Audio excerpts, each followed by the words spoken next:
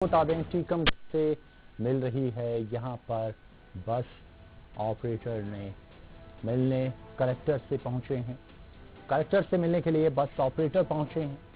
Bus operators ने मुलाकात की है और इस दौरान एसडीएम और तहसीलदार पर आरोप लगाए हैं। बदसलूकी के आरोप लगाए गए हैं। तहसीलदार और एसडीएम पर बस ऑपरेटरों ने बदसलूकी के आरोप लगाए। टीकमगढ़ से बड़ी खबर इस वक्त कलेक्टर से मिलने के लिए बस ऑपरेटर पहुंचे हैं, जिन्होंने आरोप लगाए हैं। बदसलूकी के एसडीएम और तहसीलदार पर बदसलूकी के आरोप लगाए हैं।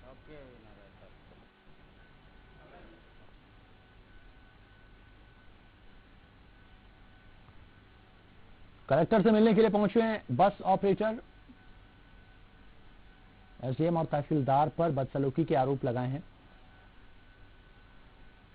ऑनलाइन पर हमारे साथ संवाददाता आमिर खान जुड़ चुके हैं, उनसे जानेंगे। आमिर, क्या कुछ वजह बस ऑपरेटरों ने बदसलूकी के आरोप लगाए हैं एसडीएम और तहसीलदार पर?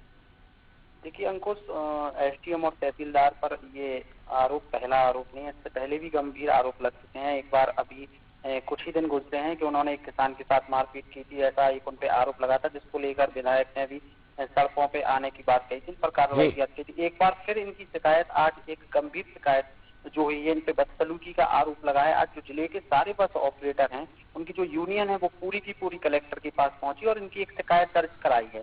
उनका आरोप ये है कि 13 तारीख को जिस दिन श्रमिक ट्रेन टीकमगढ़ पहुंची थी, उस दिन रेलवे स्टेशन पर जो श्रमिक आए थे, मजदूर आए थे, उन मजदूरों को भेजने का काम बसों से किया जा रहा था, जो बसों इन लोगों ने अधिग्रहण की थी। लेकिन उसके जो स्टाफ है, बस का जो स्टाफ है, उसके लिए ना तो सतर्कता के लिए कोई इंतजाम किए गए थे, ना ही बसों को सैनिटाइज किया जा रहा था। और बसों में सबसे अहम बात यह है कि मजदूरों को लेकर जहां सरकार बहुत गंभीर है, चाहे राज्य सरकार हो, केंद्र सरकार, कि मजदूरों को सुरक्षित उनके घर तक पहुंचाया जाए। तो जिस बस में 40 सीटर जो बस है, उसमें कम से कम ये लोग 50 से 60, 70 लोग बैठा रहे। तो उनका यही आरोप है कि जब बस ऑपरेटरों ने इसका विरोध किया, स्टाफ ने इसका विरोध किया, तो इन्होंने बदसलूकी की। एसडीएम टीकमगढ़ मनोज प्रजापति पे यह आरोप है और यहाँ के जो तहसीलदार अनिल तलैया हैं, इन दोनों लोगों ने बदसलूकी की। जब इसका विरोध जिला बस यूनियन के जो यहाँ के अध्यक्ष हैं दीपक मिश्रा, उन्होंने इसका कड़ा विरोध किया। उन्होंने कहा ये कैसे है, आप सब मजदूरों की जान के साथ खिलवाड़ कर रहे हैं, इसके साथ हमारे बस स्टाफ आ रहे हैं, ना ही पीपीई किट दी गई उनके स्टाफ को। अगर ऐसे जाएंगे तो कहीं ये खतरा है, क्योंकि संक्रमण किसी भी तरीके से फैल सकता है। जब 40 सीटर बस में शासन ने नियम रखा है कि उसमें इतनी सवारियां नहीं बैठेंगी, 40 से कम ही सवारियां बैठाई जाएंगी, तो इसमें 60 से 70 सवारियां क्यों बैठा रहे हैं? इसी को लेके लोगों जो एसडीएम कलेक्टर है, इन्होंने एसडीएम और तहसीलदार टीकमगढ़, इन्होंने ऑपरेटरों के साथ बदसलूकी की। और साथ ही जो दीपक मिश्रा है, बस यूनियन के जिला अध्यक्ष है, इनके खिलाफ मामला भी कोतवाली थाने में दर्ज कराया है शासकीय कार्य में बाधा को लेकर। जैसे ही इसकी जानकारी बस ऑपरेटरों को लगी, तो उन्होंने आज इसकी कड़ी निंदा की और एसडीएम और तहसीलदार के खिलाफ टीकमगढ़ कलेक्टर हर्षप्रसाद सिंह को एक लिखित शिकायत की है और उनका ये आरोप है कि इनके खिलाफ कानूनी जो आगे की कार्रवाई है वो की जाए। बिल्कुल, बहुत बहुत शुक्रिया आपका तमाम जानकारी के लिए आमिर। तो ये उदाहरण इस बात का है था कि सरकार भी कोशिश करे कि मजदूरों को सुरक्षित भेज दिया जाए उनके घरों तक, और सोशल डिस्टेंसिंग का पालन लगातार करने की नसीहत देना।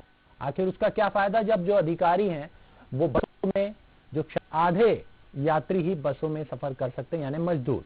ऐसे में 40 की क्षमता है, उसमें आप 60 से 70 मजदूर बैठा रहे हैं, तो आप करना क्या चाहते हैं? आप सीधे सीधे दावत दे रहे हैं इस कोरोना को कि आइए, और यहाँ पर अगर ग्रीन जोन है हमारा एरिया है, तो इसे रेड जोन में तब्दील कीजिए।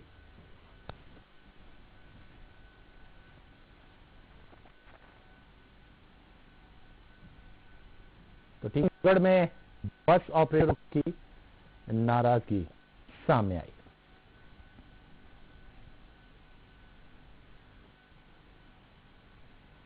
चलिए लखनऊ की बात करेंगे और उन्नाव की